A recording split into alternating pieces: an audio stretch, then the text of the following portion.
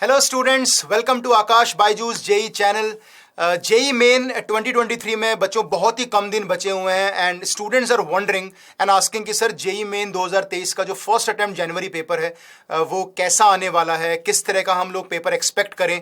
क्या पेपर वैसा ही आएगा जैसा 2022 में आया था जिसमें मैथ्स वॉज एक्सट्रीमली डिफिकल्ट और physics chemistry was relatively very easy, या फिर 2021 2020 19 वैसे पेपर्स आएंगे जहाँ पे थोड़ा बैलेंस साइड पे पेपर था और फिजिक्स केमिस्ट्री जो है थोड़ी डिफिकल्ट साइड पे भी आ गई थी।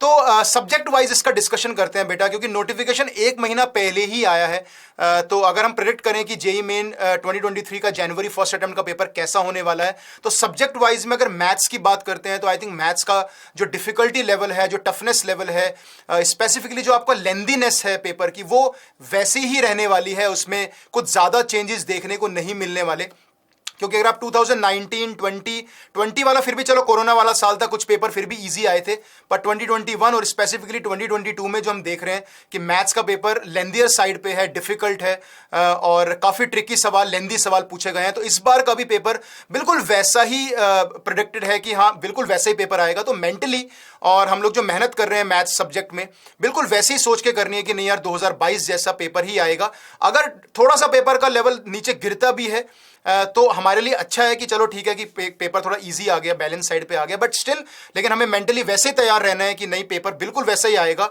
और हमारी जो स्ट्रैटेजी है वो लॉक होनी चाहिए कि हमें छोटे छोटे टारगेट्स बनाने हैं और जो इजी क्वेश्चंस उन्हें पहले करना है, जो लेंदी क्वेश्चंस हैं उनको बाद में रिव्यू के लिए मार्क करके बाद में करना है। बहुत ज़्यादा एक्सपेक्टेशन नहीं रखनी है, एक्यूरेसी पे ज़्यादा फोकस रखना है स्पीड से ज़्यादा। और 10 12 13 जो भी सवाल आप टारगेट बना के जा रहे हो वो सवाल अगर पूरा करते हो तो मैथ्स में देखा गया कि हाँ 50+ स्कोर करने पर you are getting closer to 99%। तो उसी मेंटेलिटी से जाओगे। अगर पेपर आसान आ गया तो आपको अच्छा लगेगा, पर अगर आप इस मेंटेलिटी से जाओगे कि पेपर ईजी आने वाला है और फिर टफ आ गया तो फिर वहां पे काफ़ी सारी प्रॉब्लम क्रिएट हो जाती है। ठीक है, तो मैथ्स के बारे में बिल्कुल वही राय है हमारी जो 2022 में थी, बिल्कुल वैसे ही आपको तैयारी करनी है। लेकिन अगर हम फिजिक्स और केमिस्ट्री के सब्जेक्ट्स की बात करें तो यहां पे आपके क्वेश्चन पेपर का जो लेवल है वो इंप्रूव हो सकता है, थोड़ा सा बढ़ सकता है एज कंपेयर टू 2022। ये बात मैंने पहले भी कही थी कि 2022 वाला जो पेपर है उसको प्लीज रेफरेंस पॉइंट मान के मत चलो, specially for physics and chemistry, क्योंकि आपका जो लेवल ऑफ पेपर है वो इंक्रीज हो सकता है जैसे 2021 में था, 2019-20 में था, जहां पे फिजिक्स का पेपर भी लेंदी आया था या टफ आया था और केमिस्ट्री का paper was little bit on the trickier side, है ना। तो इसलिए आपको इन दोनों सब्जेक्ट्स में थोड़ा ज्यादा मतलब फोकस रखने की जरूरत है कि हाँ जरूरी नहीं है कि हमेशा फॉर्मूला बेस्ड क्वेश्चंस आए। हालांकि यस द चैप्टर्स आर जो आपके एनसीईआरटी चैप्टर्स हैं स्पेशली केमिस्ट्री में और फिजिक्स में जिससे ज्यादा सवाल आते हैं वो आपको पढ़ के जाने एनसीईआरटी के थ्रू, लेकिन यस आपको थोड़े कैलकुलेटिव सवाल, थोड़े टफ सवाल भी करके जाने पड़ेंगे। उसके लिए आप पिछले 2022 के पहले के जो पेपर्स हैं वो देख के जा सकते हो। तो फिजिक्स केमिस्ट्री को मतलब कम नहीं आंकना, नहीं तो ये गलती करोगे तो फिर गड़बड़ हो जाएगी। ठीक है, तो ओवरऑल जो पेपर बनने वाला है जो मुझे हमें लगता है यार वो ये है कि पेपर थोड़ा बैलेंस साइड पे होगा, फिजिक्स केमिस्ट्री का लेवल भी अप होगा, मैथ्स तो एज इट इज ही रहेगी, थोड़ा बहुत प्लस माइनस ऊपर नीचे हो सकता है, अदरवाइज बैलेंस साइड पे ही पेपर रहने वाला है ना। 2022 जैसा पेपर शायद देखने को वैसा ना मिले, specially for physics and chemistry. ठीक है, तो आपको तैयारी लेकिन उसी हिसाब से करनी है कि तीनों पेपर में से कोई भी अगर टफ आया तो we are ready with it. ठीक है, apart from doing high weightage chapters, क्योंकि बच्चे बोलते हैं सर हाई वेटेज कर लेते हैं, हाई वेटेज से भी कई बार बहुत डिफिकल्ट सवाल आ जाते हैं।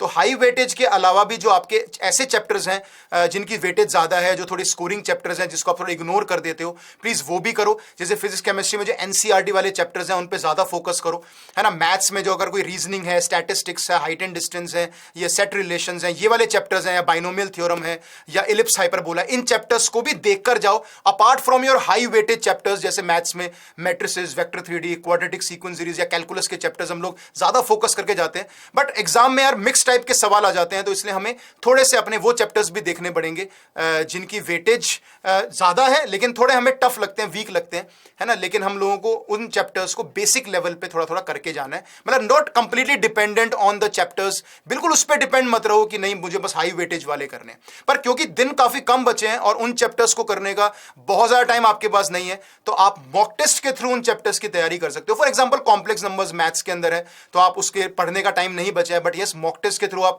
वैरायटी ऑफ प्रॉब्लम देख सकते हो, सॉल्यूशंस देख सकते हो एंड ट्राई टू लर्न, है ना, कि उसमें क्या क्या कॉन्सेप्ट्स आते हैं। तो वैसे आप उन चैप्टर्स को कवर अप कर सकते हो जो आपके वीक रह गए हैं। ठीक है, और ट्राई करो कि आपका स्कोर एटलीस्ट 150 के आसपास आ जाए, है ना, ताकि आप 97 परसेंटाइल के आसपास क्रॉस कर जाओ and then be ready for the second attempt उसके बाद। और वहां पे जो भी गलतियां, जो भी एरर होंगी, जो भी हमारा सिलेबस कंप्लीट नहीं हुआ, उसको हम लोग वहां पे कंप्लीट करेंगे। ठीक है, so thank you so much बच्चों and all the best for your JEE main.